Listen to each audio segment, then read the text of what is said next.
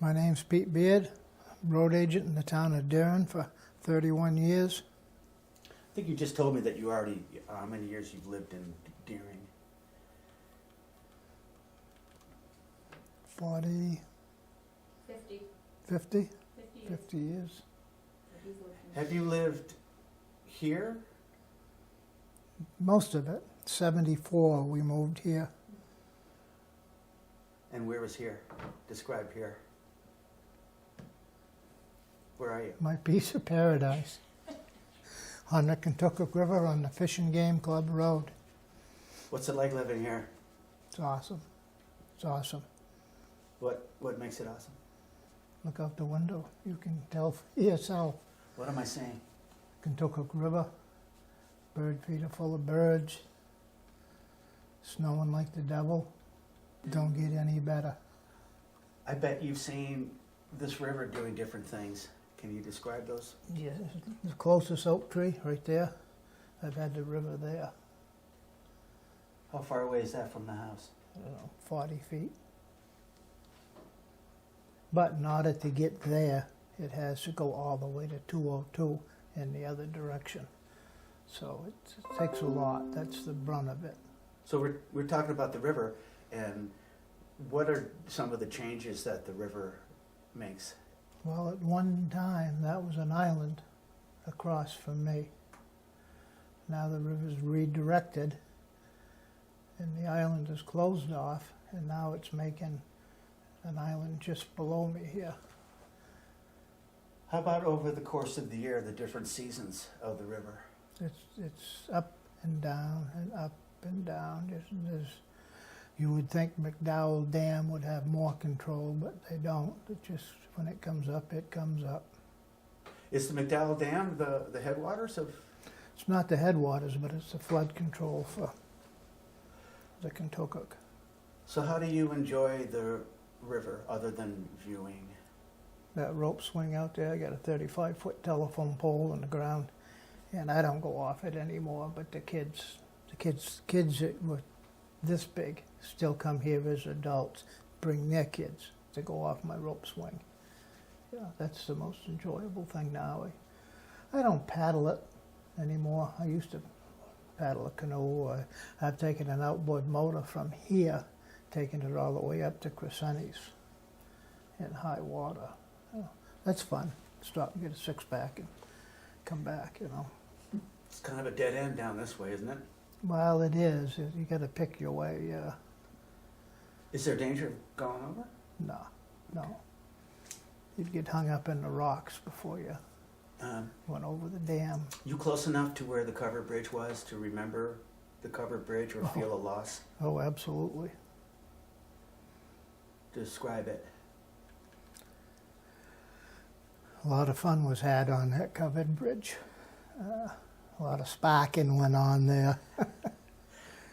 There was a covered bridge, and then there was a set of stairs that went up the banking right opposite it, and I actually lived up there. So we used the stairs. That was the family a lot. home, wasn't it? Yeah, absolutely, on Pearl Street. Yeah. I love that house. Yeah. My niece and her husband are in it now, and they're just doing a stroke of business. It's going to be nice, really nice. It's a nice house anyway. You know, it's a nice lot. But, yeah. Mind if I talk about the highway department? Oh, go ahead. Great. What kind of jobs did you do before you worked for the Deering Highway Department? I was an electrician, master electrician at Monadnock Paper Mill. I left there and went to Speedway gas station, pumping gas, managing the gas station. And from there I went to the town of Hillsborough, spent 5 years there until Jerry Donovan showed up on my doorstep one night. He said, "Peter, I want you to be the next road agent in Deering." He said, "Our road agent is resigning." I said, "What are you, nuts?" There was no equipment. There was no cement floor. There was no running water. There was no bathroom. I mean, there was a place to park trucks. There was no heat. We had a wood stove, a 275-gallon drum. We cut wood on the roadsides to handle that. It was a long, cold walk in the winter up to the town hall, I'll tell you that.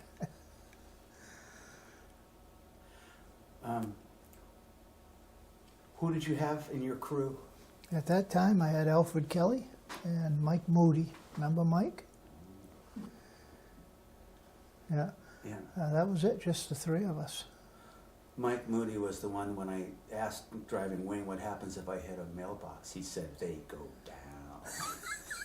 Yeah, they do too. That's right, you worked too, didn't you? You worked for me. Briefly. I was briefly. I was a little gay guy putting lipstick on my, chapstick on my lips in the town bar. And the guys looked at me like, oh my God, this is not a man's man.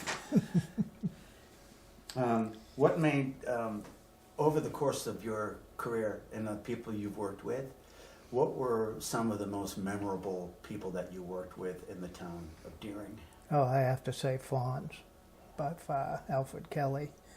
He was here when I came, and he was there when I left. And never did I see that man without a smile on his face. Always. It didn't matter if we were coming off a 30-hour hitch or just starting out. He was smiling all the time. Most memorable. Another one that pops into my mind is Gilly Masajic. That was too soon. Yeah. He saved Carol Green's wife. He was coming around the corner, and she was off in the river, standing in the back of her pickup truck. And he swam out and got her, brought her back. Got back in his truck, went plowing, soaking wet. And it was maybe 2 months after that, same corner headed up Mansellville. He had a massive heart attack. And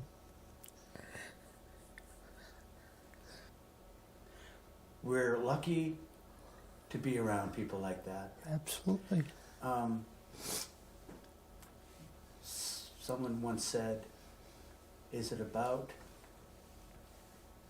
the journey or how you get there? And the answer is it's about the companions you have Yeah, on the journey. Yeah. yeah, I agree with that. How about mentors? They don't necessarily have to be people that worked over you, but people that you worked with that you learned things from. Billy Goss was a mentor, you know. Hard to believe that, hard for me to say that, but he was, because I knew nothing. I was an electrician when I went to work for him, and we had a lot of fun together. We worked hard together. Much as I hate to admit it, Raymond Daniels steered me straight a lot of times. A lot of times he helped me out. Timmy McCormish.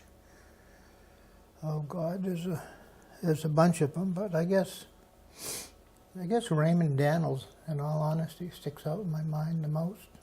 You know, it didn't matter if you had a truck broke down 2 o'clock in the morning, he had a plow on and he was ready to go. Towards the later years, he said, I ain't plowing at night anymore, but he was there to help me anytime I needed it. Yeah, stalwart. How about the connection that we have to history of people, history of places, history of events that you have been able to accumulate and experience? How important is that to anybody to have a quality life? Oh, absolutely. If they don't, they ain't paying attention. What were some when you were when you were road agent? I'm sure there were people that were disgruntled. One A that few. sticks out in my mind the most was Lester Farrell, old Lester. I guess he was a nice old guy, but boy, he could be some miserable. Alfred was grading one day and graded up a bunch of leaves, and they unloaded it across the front of his lawn. Well, he come right out just a shaking his fist, and he walked right over and he kicked that pile of leaves and broke his toe. Well deserved, I thought. How did you transcend people like that? Treat him with kindness. Just be nice to him.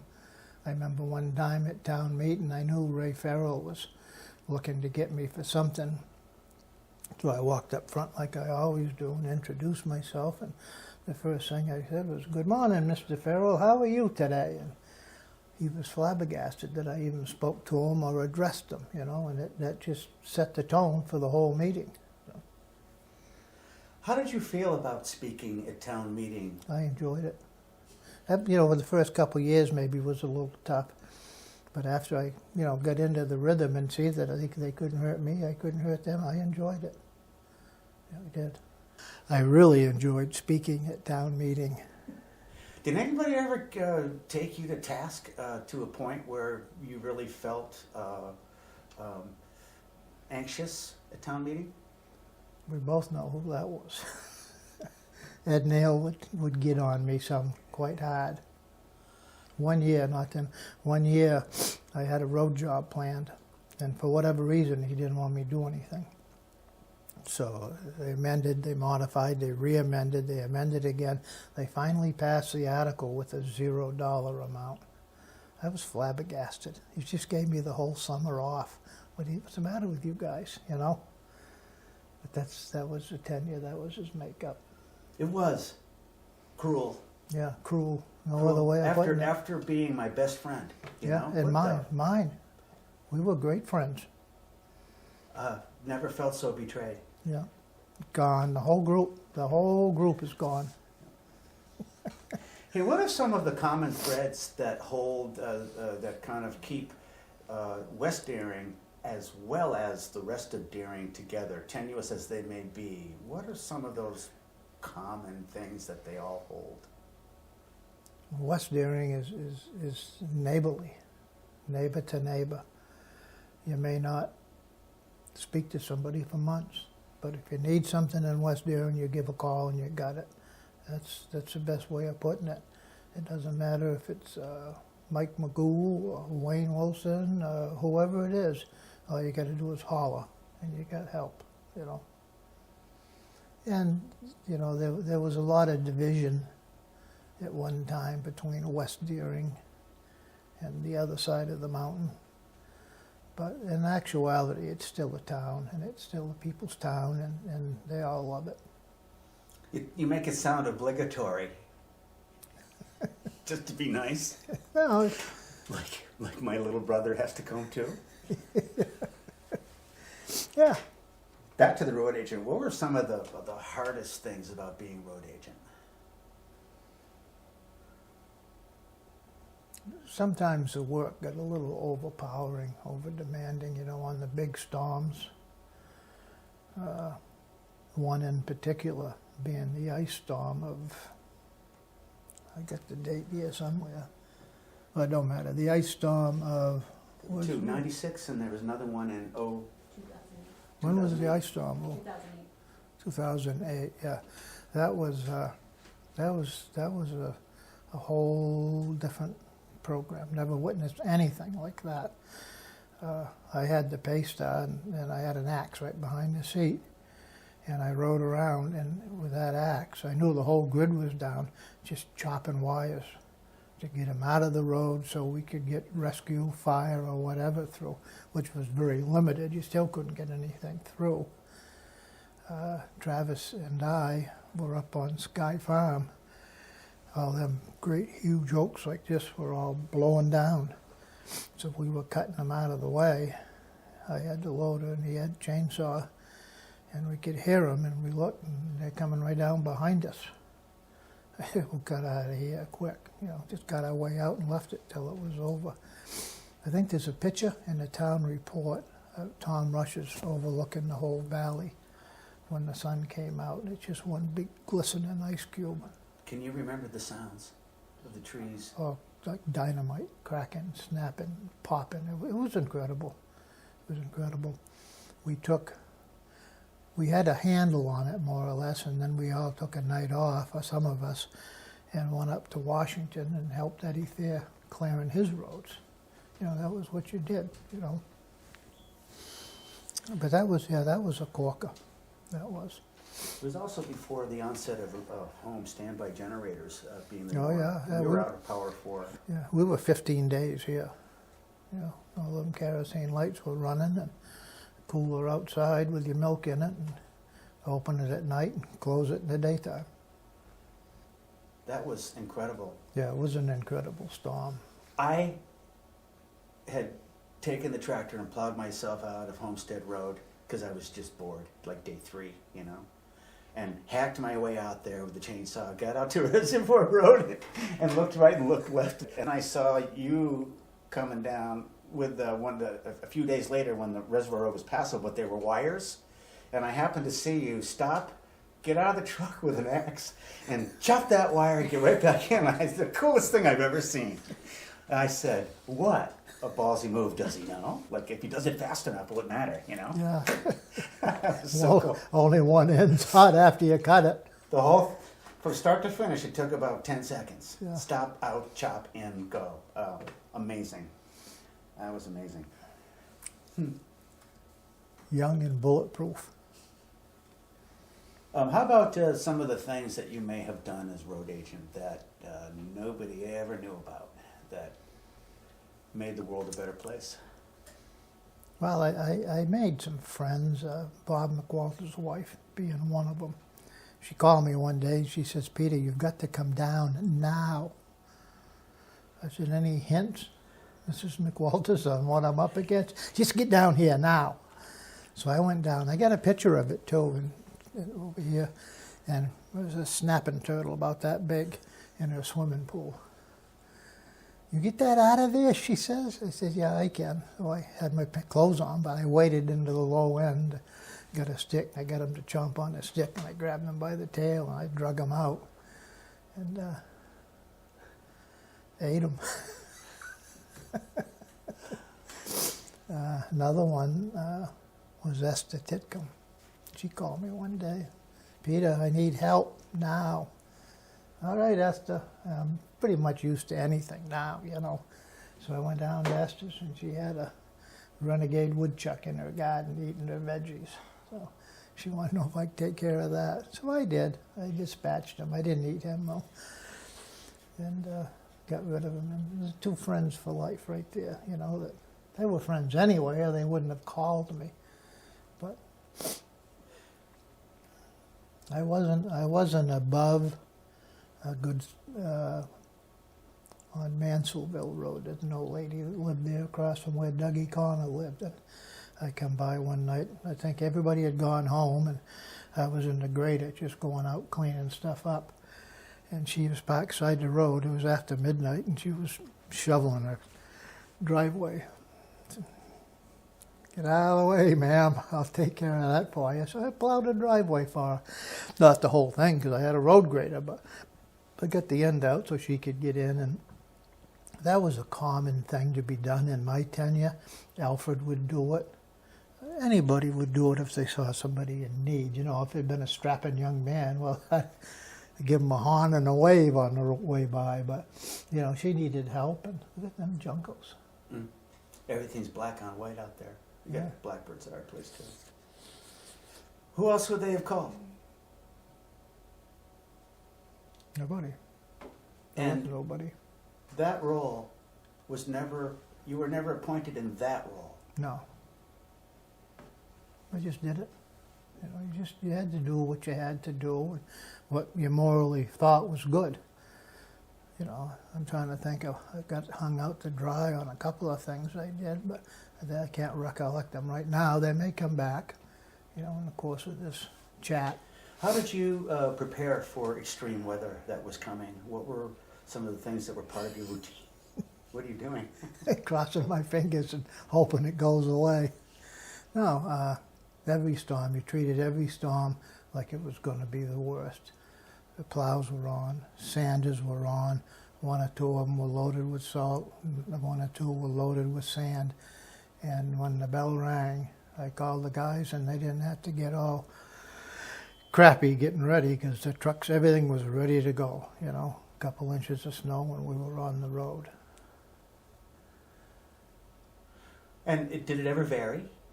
Just No, routine? I got cut short a couple of times. One time, spring, like now, they predicted snow for the higher elevations and rain for the lower. And I got up in the morning and it was raining, so I said, I always just get out and take a check around, you know, it doesn't hurt anything. And I got up just beyond your road and the ground started turning white. I got to the top and there was 6 inches of snow and it went all the way around his mansion and right back again. The rest of the town was dry or was wet with rain, but we had to harness up and go plowing just to clean that up. What was the maximum inches that you would allow to be on the road before you were on the road and pushing it aside? Oh, a couple of inches. I would call the guys at a couple of inches because we would always run a line of salt on the tire, light line, just a pre-salt to keep it from packing down, you know, keep it kind of briny, so to speak. The state still does that. But after that, we stayed out till it was done. Were there any commandments, so to speak, that you made sure that your crew did every storm, every time? Well, they all had their routes. Everybody had a designated route. We all had radios, and if somebody broke down, then he called whoever he could to come give him a hand. Alfred was called all the time. Pull somebody out of a ditch, you know. Yeah. It's just they knew what to do. I had a really good crew. It changed a little over the years, but I still had a really good crew. I think I treated them fair, and they appreciated that, and in return made me look good. When I drove Wayne, and it was a big storm, and I was with Mike Moody, and we were doing the Glen Road, and I'm looking over the precipice there, and then when the She's looked over the Glen, road haven't you? chokes up, you know, and it's the abyss, and it took a long time to do North Road and all that stuff, and we got back after, 6 hours. It felt like eternity. And I remember you said when we got into the shop, well, boys, we better go and do it all over again and scrape it down. I was like, you gotta be kidding me. You're killing me. Yeah, well, And everybody just said, yeah, that's what you got to do. You got to, keep the roads clear and the people are happy. Nothing worse than somebody can't get out when they have to. what kind of weather condition are you going to lose regardless, no matter what you do? Snow in the springtime. The Halloween flood was Halloween snowstorm was the opposite of that. It was in the early fall, October. Roads were soft. I think we got 30 inches of snow, and I had stuff broke down. But we managed to put a plow on the loader and chains, and we made it work and got her done. But boy, the roads were horrific after that. Ruts and windrows of mud and dirt, and it was just horrible. Speaking of mud, how about mud season? I think I did a report for your son one time on mud. Yeah, mud season can be horrific. It can be really horrific. Same spots every year, but they might migrate 100 yards up the road or 100 yards down the road, but they're generally the same areas. You can count on it, you know. And why is mud season so close to town meeting? I think they just planned it that way. Keep the flatlanders away. Yeah, it's because that's the thaw. The worst possible time to justify your budget. I remember one town meeting when, Christ, we had 26, 28 inches of snow. I was out plowing with the Oshkosh, but I couldn't miss town meeting, so I come back and went to town meeting, and then went plowing again. Do you remember a favorite piece of equipment? By far. First it was the old Oshkosh, but as soon as we got that Paystar, that was the king. That was the nuts and guts of the highway department. That would go anywhere, do anything. Yeah. I used to plow Clement Hill down to the Audubon, and Jonah would lay awake at night with the outside light on, and I'd drive by with the pace down. If the light was on, I'd give him a doot, doot, doot. He'd flash the light, and then the light was off, and he went to bed. But never did he miss seeing me go by. Then one day I was out there plowing in the daytime, and he was out helping his dad shovel. And I said, Jonah, get rid of that shovel. Come in here with me. So I put him in the Oshkosh, and we plowed the whole rest of the route. Because he knew more about that truck than I did. He knew the cubic inches, the horsepower. He knew everything. You know, he'd been studying on it. See, he is a pretty incredible kid. Yeah. Is there a difference in the people who live way out at the end to everybody else?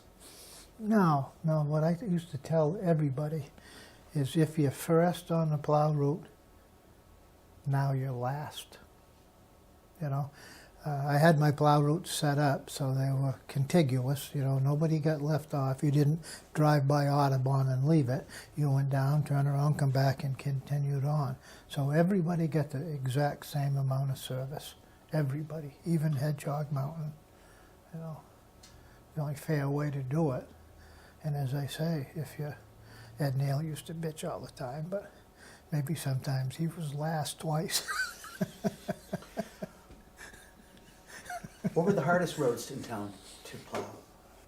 I think by far the North Road was the hardest, with Sodom Hill, and Peterwood Hill was included in that route. Sometimes the fella doing the East Deering end would get there before me, and he'd plow up it. Or if I got there before him, I'd plow down it and back up it. But that was by far a bear, you know.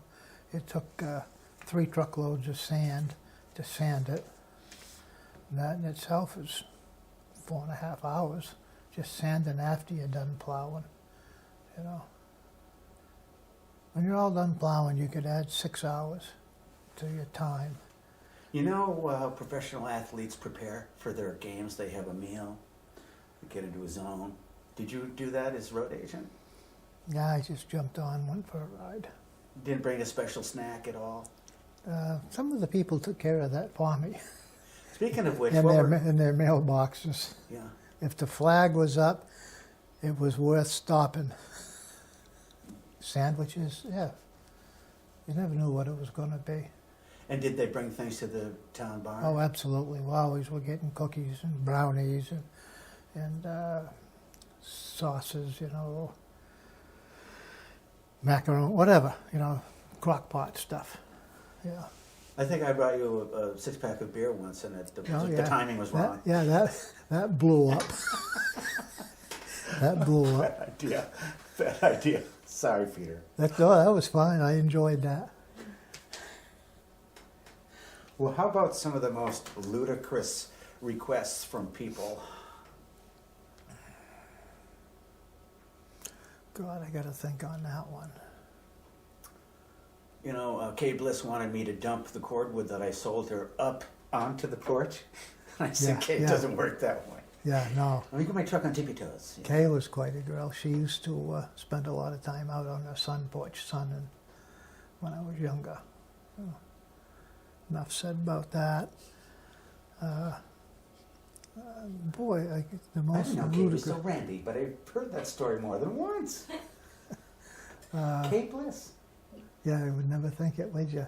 She made the most wonderful cookies. Australian or something, they were incredible. Remember that wonderful little whistle she had? Yeah. I asked you this, but maybe we could revisit it about some of the most pleasurable moments of being road agent, whether it was a time of reflection or an actual situation, things that really made you happy. People thanking you. Oh, well, people in general were just great to me. They really were. They treated me like I was not a king, but they treated me with great respect, you know. The most pleasurable, that's a tough one. Well, think about it. Yeah. Did enough people bestow that rightful? Oh, absolutely. Ray Petty was a good one. I remember one town meeting, my budget had come and gone, been voted, been passed, everything was done. Ray Petty got up and says, "Peter, you sure you got enough money?" I said, "Well, I could always use some more, Ray, but I think I'm all set." I make a motion, we revisit, and they give me another $30,000-$40,000 in my budget. That was pretty pleasurable to think that the people would do that, for me. I remember, and I'm calling those times Camelot. Yeah. Yeah, and you were a select person during that wonderful period of time. A lot of people I've interviewed talked about Carol Green and his tenure as road agent. Yeah, I didn't know Carol well. He was my neighbor, but as far as road agent, the Carol Green. Then there was the Gordon Rich Sr., and then the Mitchies, and then Gordon Rich Jr. But the most memorable story I ever heard about Carol Green, he had an old Indian three-wheel motorcycle, and he loved dynamite. He loved to blast stuff. He'd blast stumps, rocks, trees, doghouses, anything, just to see him go up. And we didn't have a plunger. He used the coil or the magneto on his three-wheel motorcycle. He just hooked two wires on the magneto and to the dynamite, and he'd kick her over. It worked every time. He'd kick it into gear and take off. Well, the wires got shorter and shorter and shorter. The last time he did it, before he quit that practice, the wires were fairly short. He kicked her over and it stalled. And shit come raining down on him. It was just a funny story. You'd see him walking out here deer hunting. He had a big 30-40 Craig rifle, because a foot taller than he was. He was pretty short. He had a big Magnum pistol on his side, just walking around, The stories of Carol, they're never derogatory. No. They're always... There was that story, I'll just say that while we're free, about, wasn't it Tom Cummings that got blown out of the culvert cleaning out beaver dams? Couple times. How so? Well, there's only one way to get a dam out of a 6-foot culvert. That's to get in with the potato fork and pull it out from the low end. And usually you're pretty successful at it, but sometimes when they come with a thunder all at once. You get that one stick. You pull that and holy, out it comes. And, yeah, it was just beyond Abbott's on Dudley Pond Road, or the Pond Road, I guess they call it now, or Dudley Pond Road. Yeah, I got shot out of that thing. And the water was deep, too. I had chest waders on. They were full of water, and it was just a limb hanging down. I managed to get a hold of that limb, and the dam butted me in the ass and swung me around to shore, and I climbed out. I think I herniated a disc then. Spent a couple days in the hospital. I had to crawl out and crawled up the bank and got in the truck and made it back to the town garage. And I called, I guess it was Carol. It would have been whoever was up there anyway. It might have been, well, it don't matter. I said, I can't get out. You got to send a rescue and send them down here to pick me up. So they did. I'll never forget this as long as I live. They got me out of the truck. They got me on the gurney, moved it about 2 feet, and then went pow, just like collapsed right to the ground. Wow. That was something I'd never felt before. But we got through it. That was from getting shot out of the culvert. So when people have these great stories about Carol Green, he would have stuffed it full of dynamite. That's what he would have done.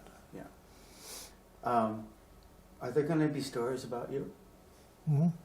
Are people going to have stories about you? I don't know. I don't know. Do you hope they do? Oh, absolutely. Good or bad, I hope they chat about me.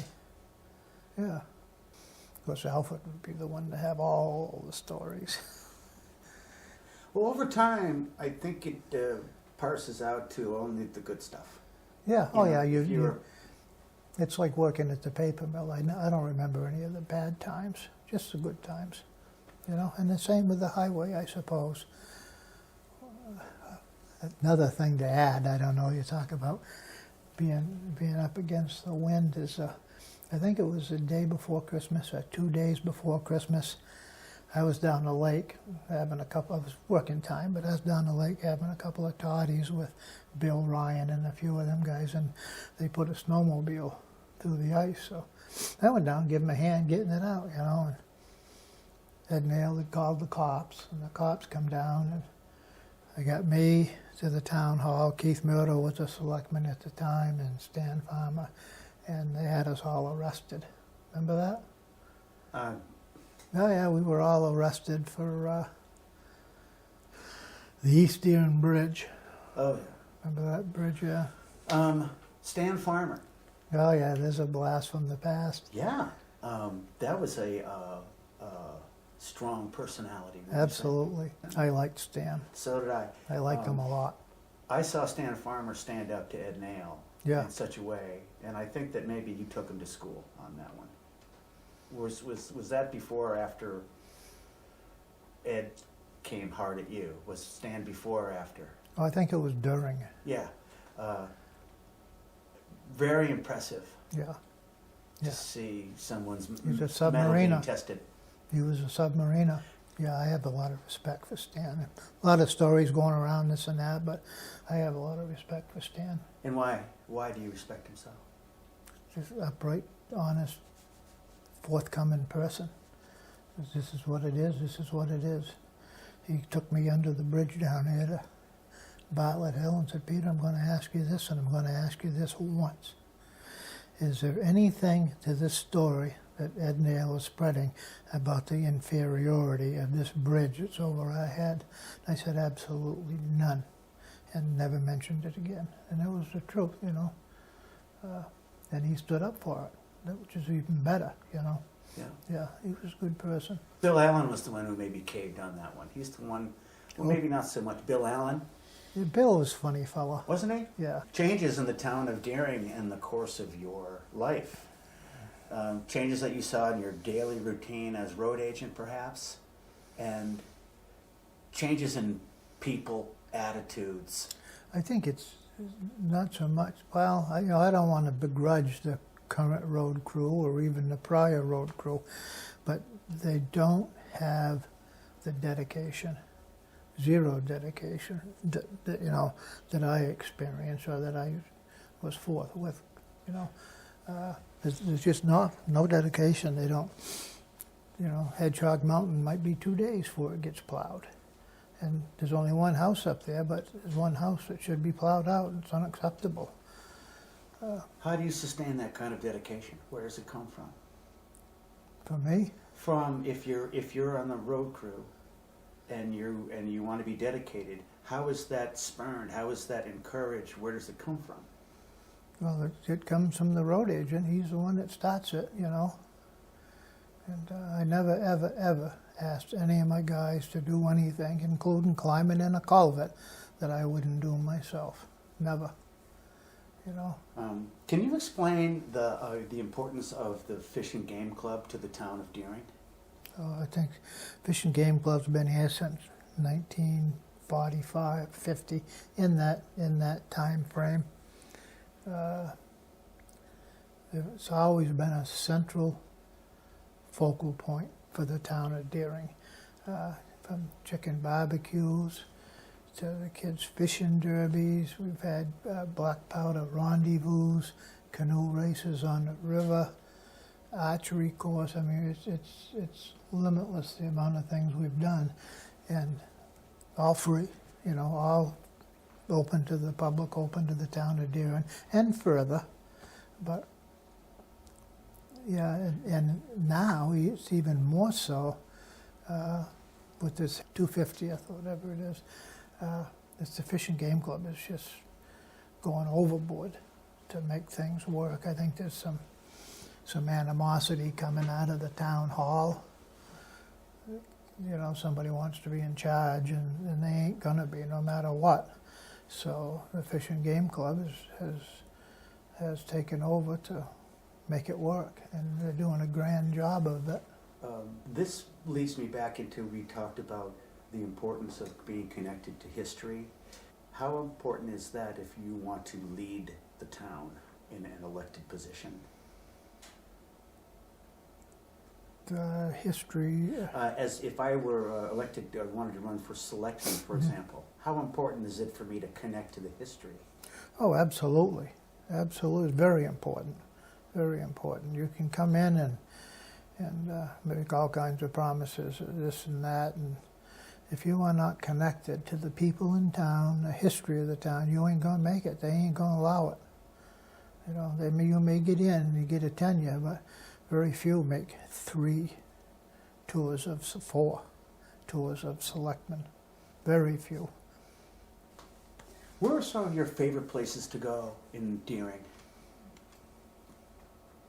So I like go Tom Rush's field, Cruz Field. I like going up there. I used to mow it. I mowed it for years.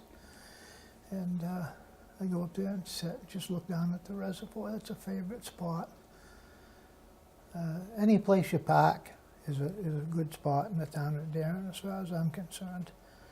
The reservoir, go down, just watch the water, you know. My favorite spot's right here. Right down in them chairs over there. Doing what? Just looking, listening. What did you mow with? Still got it, 1948 Farmall Super A.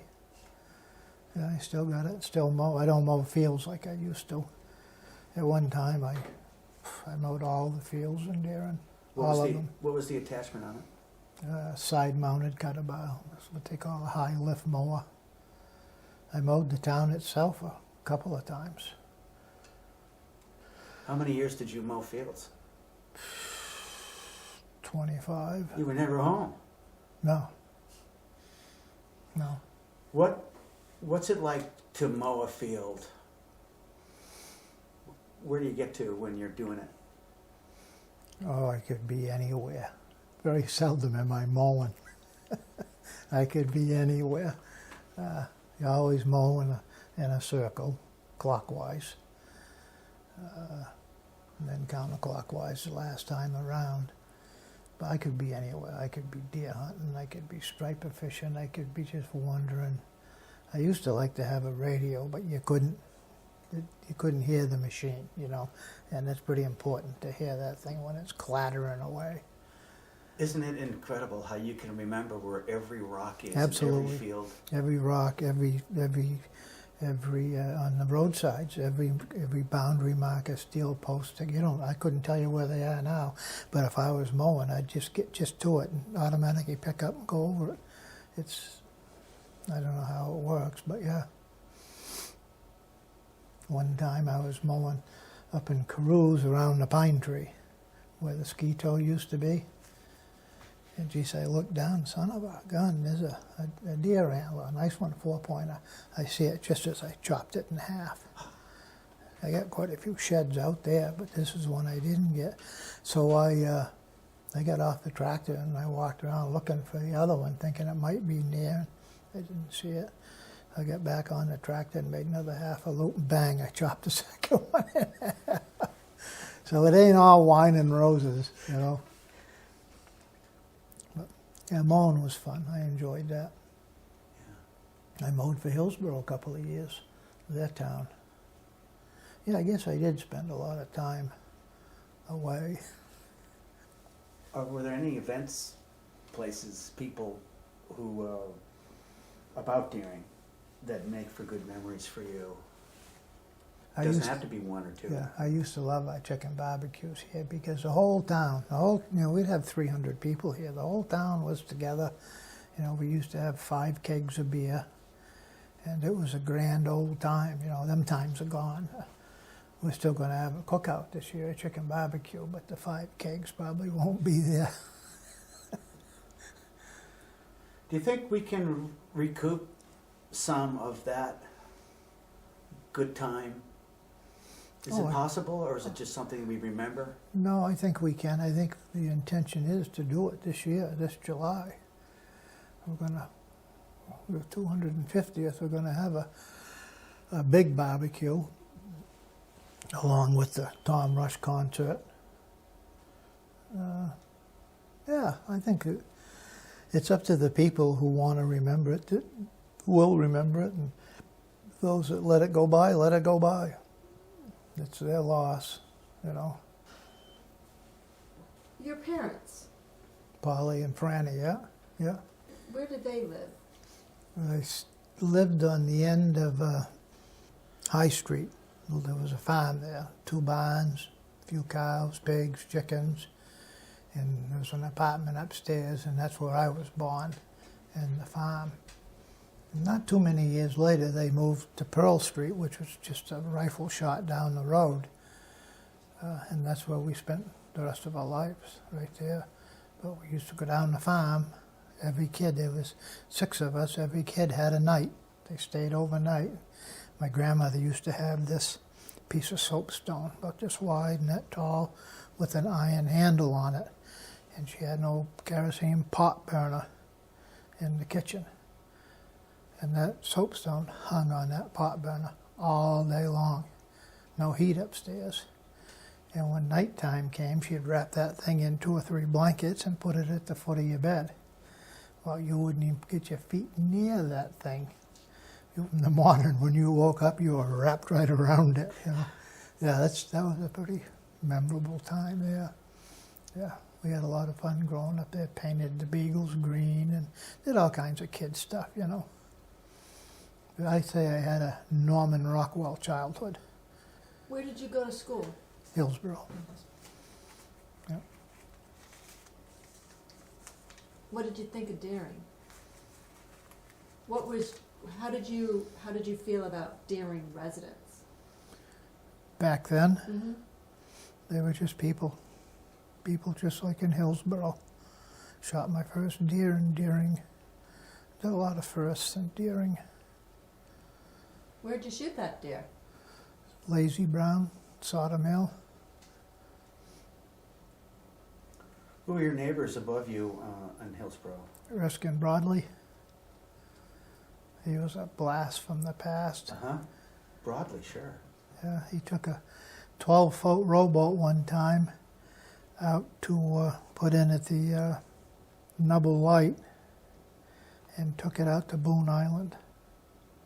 Yeah, Boone Island's a step out there. And a good day you can just see took a 12-foot rowboat out there. He didn't care. He was a slice of old New Hampshire, he was. Yeah. Speaking of that neighborhood, the old guy whose wife used to wear the flannel and the hat, and he died hunting. Walt Carter. Yeah, I have his deer rifle. Yeah, he was a good friend. Gracie Carter, that's his wife. That's who I bought this property off of. Yeah, I used to go over and shovel a roof, you know, and take care of her, so to speak. Not a lot, not out of bounds, but I'd go do whatever she had that needed being done. And one day she says to me, "Peter, we own that land over there. It's 4 acres, and we were always going to build a new camp, but would you be interested in buying that?" And I said, "Well, God, I guess I would." But I had no money, you know, I was supporting 2 kids plus 2 kids, and I just said, I had no money. So anyways, I said, "Well, I'll be back to you." She said, "What are you in Ghetto?" She says, "I'll tell you what I got to get you. I got to get $4,500 for it." Sold. I was living in a mobile home. I sold the mobile home for $4,500. I sold my house for $4,500 and paid her for the land. And then I bought an old pop-up camper. I parked it right there on the riverbank and went to building a house living in that camper with 4 kids. It was a ball.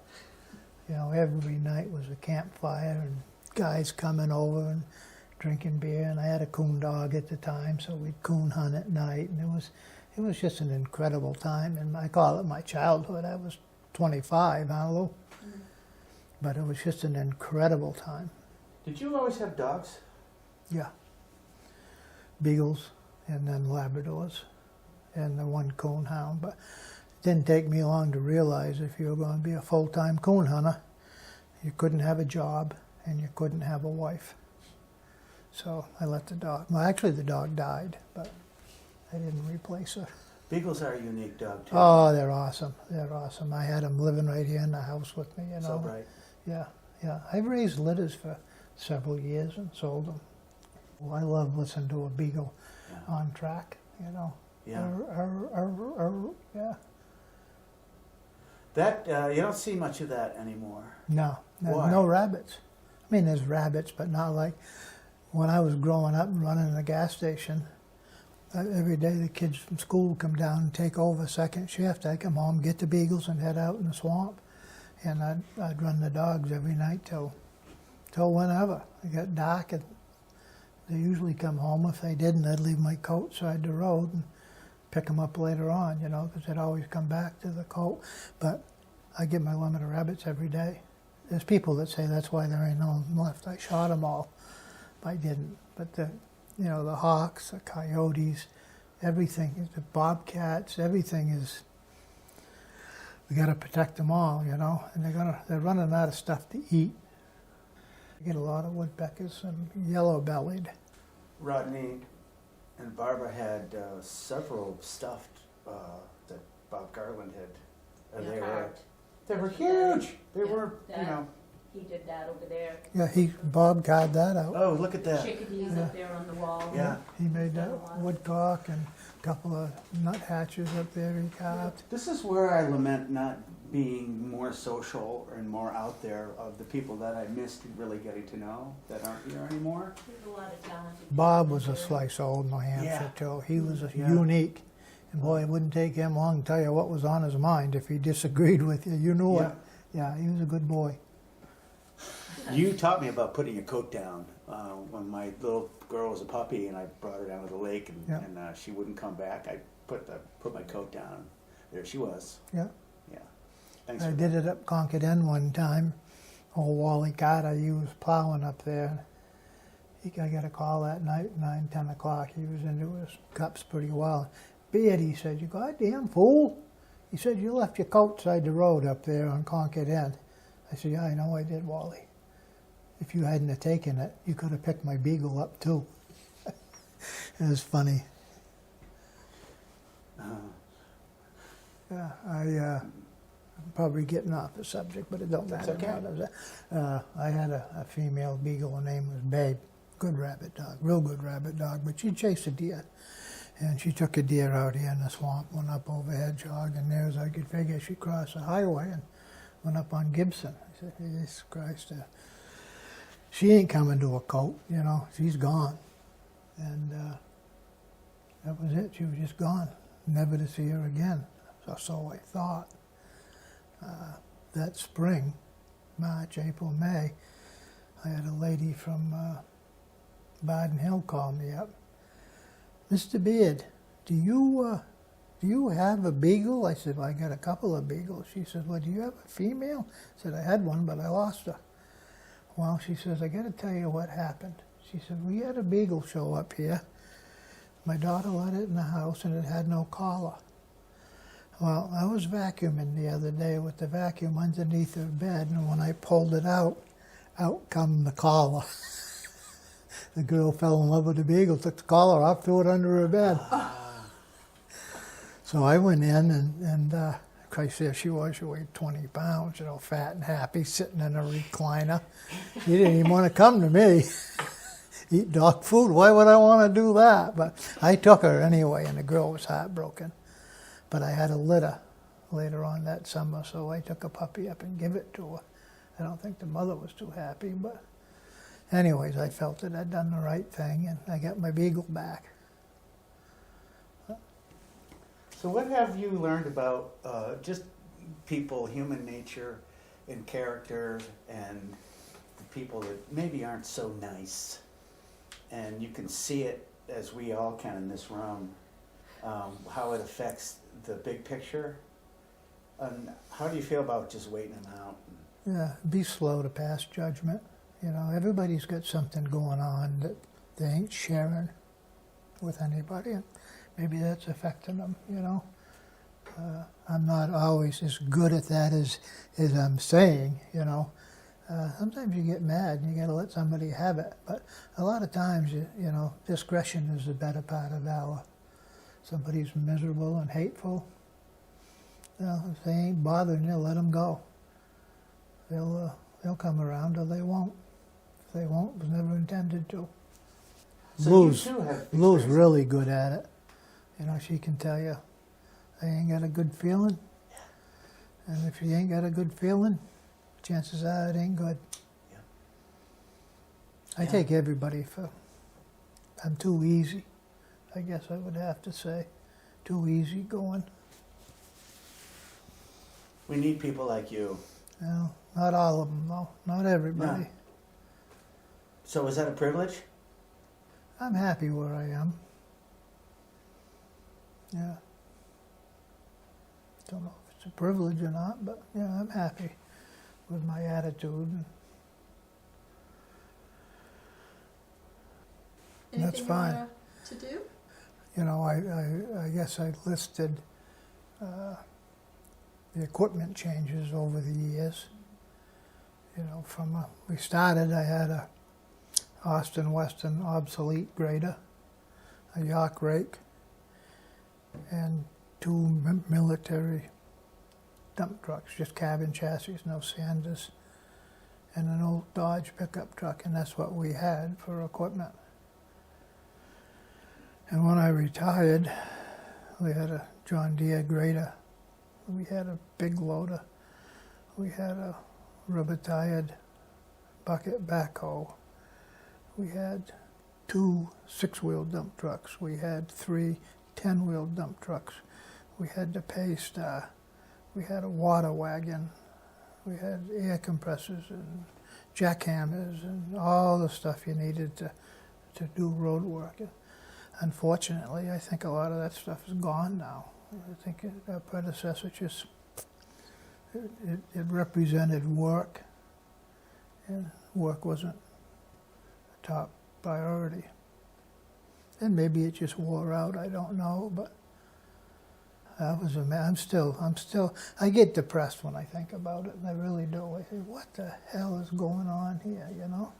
Does not apply to everything we do, though. Yeah. We work so hard to make the town wonderful, and then it can go to shit in one selectman's term, Yeah. for example. But what keeps us going? It's got to get better. It does get better. Always. Cycles. It always does, It cycles. because we look at the bright side. Well, I hope I'm here to see it change.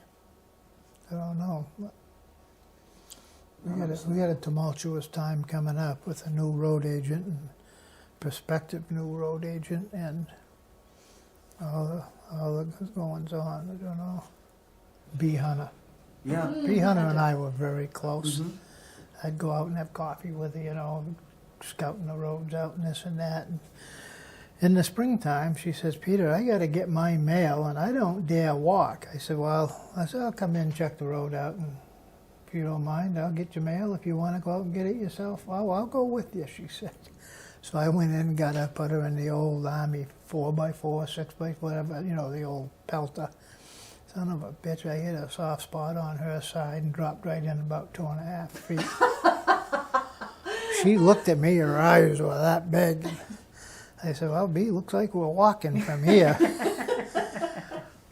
How am I going to get out? I said, scoot your little butt right over here, I said, and I give her a piggyback ride down the road about 100 feet to solid ground again, and she never forgot that. Lottie Jacoby was another. Yeah, I was She was telling a hard one. she took that picture up there, the top one. Yeah. She took a lot of pictures, her and Bee took a lot of pictures of Peter over the years. Yeah. Tell them about Bee Hunter's pictures of Kemp's. Oh, yeah. Kemp told me this, and then I saw the portfolio. Beatrice went down and said, Mr. Kemp, you've got a wonderful collection of rusty old trucks here, she said. I'd like to take some photos. Have at it, he said. You know, do this. So she was gone quite a while, and finally, a few days, few weeks, month, whatever, come back with a little portfolio of pictures. Kemp says, I never seen anything like it. It was a picture of a rust spot. It was a picture of a busted mirror hanging off, a dent, the end of a bumper. Yeah. You know how Yeah. Bee was, she, Yes, exactly. yeah, Yeah. not a picture of a whole truck anywhere. No. Yeah. But she did puddles one year, remember that? She did Yeah. all the fall puddles with the Yeah. leaves and the ice, and she got some good shots, she really got I got some a good picture of Look at all a those. tree in her backyard. I'm not sure what kind of a tree it is now. It had a birch growing out of it, about 6 feet tall. It had a little hemlock growing out of it. It had a pine growing out of it, and then some other softwood. All just seeds fell in the stump, and she wouldn't cut that thing to go to hell. It was pretty unique. She's the one gave me the idea about the cooler. She was out 15 days here. I don't know how long she was without power, but she put all the perishables in a cooler out on the porch and opened it up at night so everything would stiffen. Close it in the morning, and that was it. And she never batted an eye, never called for help.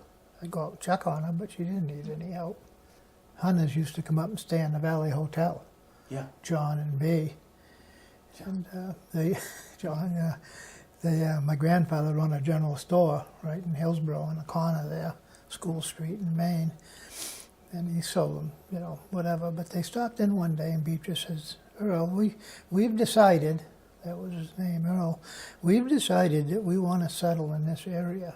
And because he dabbled in real estate, he dabbled in anything to turn a buck, Well, he said, just so happens, I got a piece of property with a house on it. I'd be tickled to sell you.